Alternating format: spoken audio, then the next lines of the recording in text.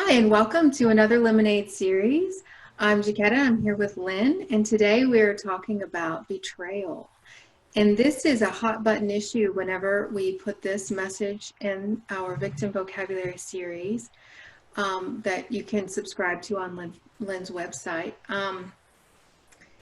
And we have a lot of people saying, how can betrayal be for us? And we got a lot of emotional responses. Some people really agreed and other people did not. And so I want to talk about that today so we have a chance maybe to say out loud what we were thinking and how betrayal is actually not betrayal. And what do you want to say about that, Lynne? I feel like I'm stumbling.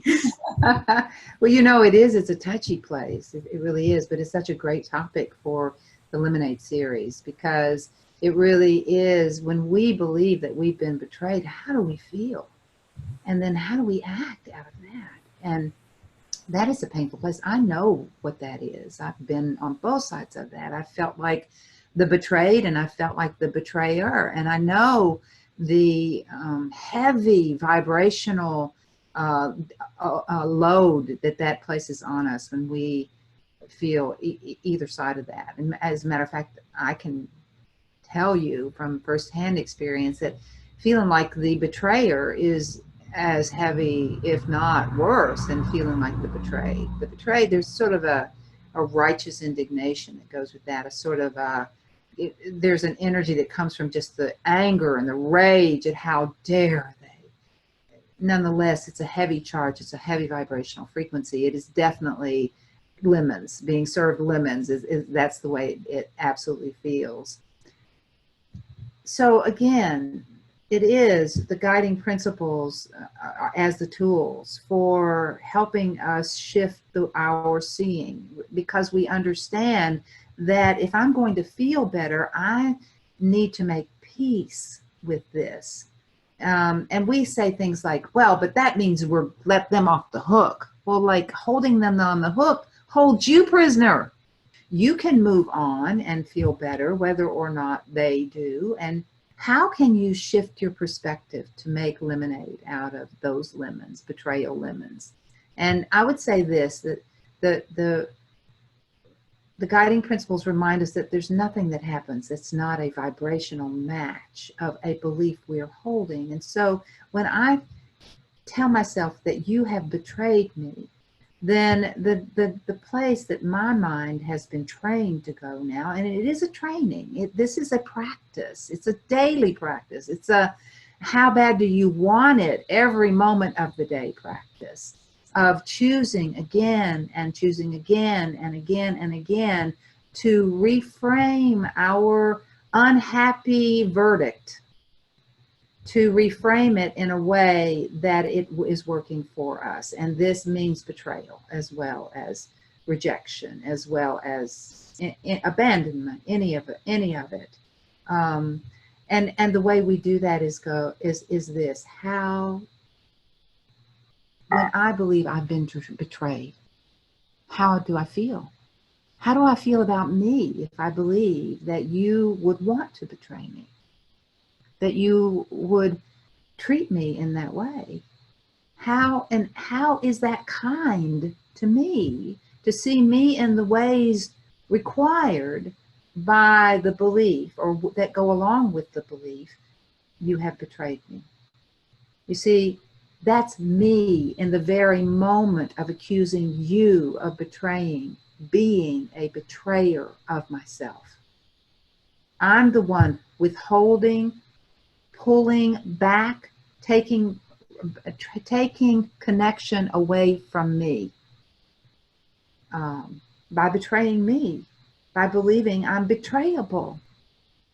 And what is another way to see it? So if you didn't betray me, then what would that mean? That you did what you did, that you treated me in the way you did, that you acted the way you did? Could that be anything except a knife in my heart? How can it be anything else? And the way it can be something else is by understanding that you do what you do because you believe what you think. You have your story about me, about you, about your part in us, and you are acting out of that.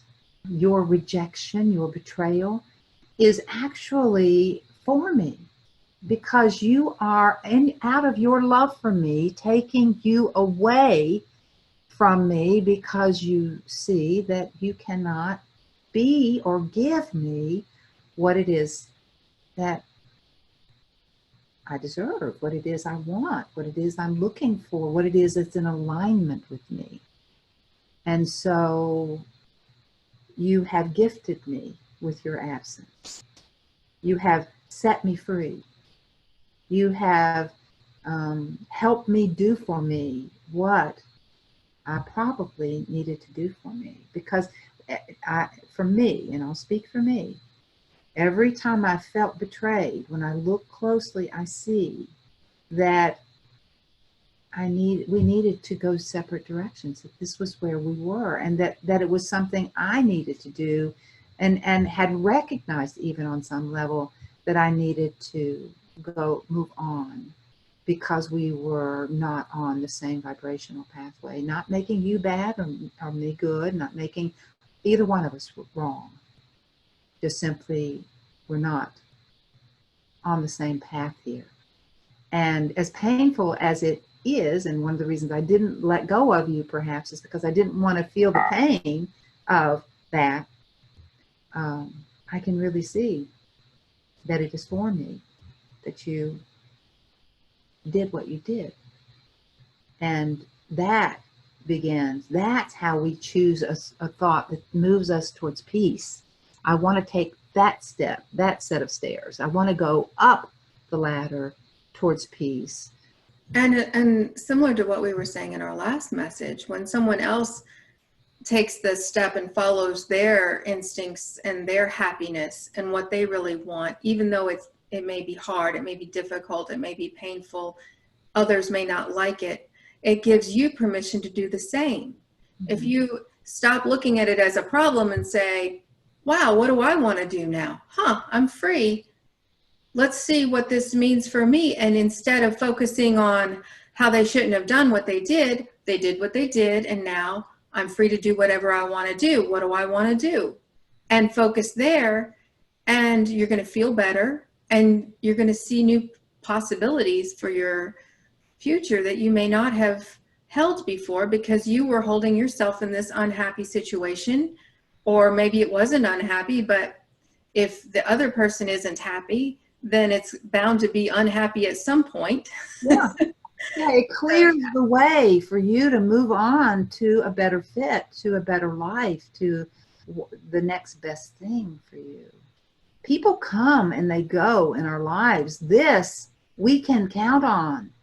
This idea that once a person arrives, they should never leave, for instance, that's about as unreality or unrealistic as you can get. That's not the way life is. And when you don't make it a problem that they come and they go, mm-hmm. they're probably going to come back and hang, on good terms. Maybe not like it was before, probably not, but there's a good chance they're going to feel that there's not a discord between you and that it's okay to interact. You'll be fine with that. It's exactly like that, don't you? Relationships. Oh yeah. One or the other of us initiated the time to leave. And the more mature you become about it and stop blaming them, the more that happens. Stop blaming yourself. Stop making yourself into rejectable goods. Like it was personal. That they did this to me. At me. Yes. Right. That somehow it was about you, that they wanted to do something different. This is how we move towards kindness towards ourselves, of valuing ourselves. This is how we gather self-worth. We refuse to make others' behavior a slander of us. If our Lemonade series fans have things that you would like to see us turn from lemons into lemonade, give us that opportunity. Oh, yeah. And if you too, please provide as many details as you would like to. That will help us see where you're coming from and what exactly you might be, how you might be perceiving what's going on and what is going on.